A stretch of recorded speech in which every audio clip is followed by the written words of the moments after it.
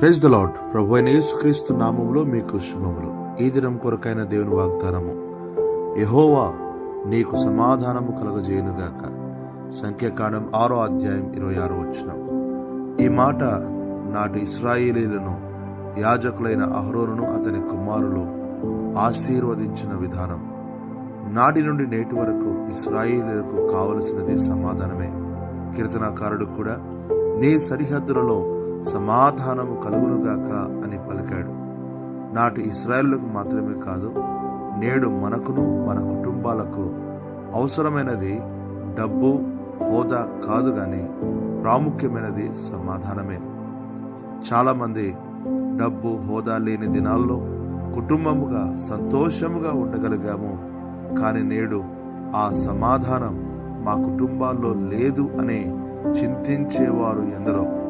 మన ప్రభు అయిన యేసుక్రీస్తు సమాధానం కర్త, ఆయన సమాధానం అధిపతి.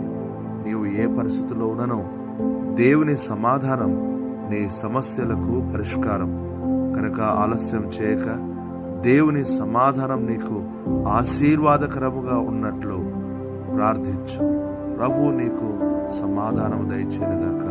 ఆమేన్.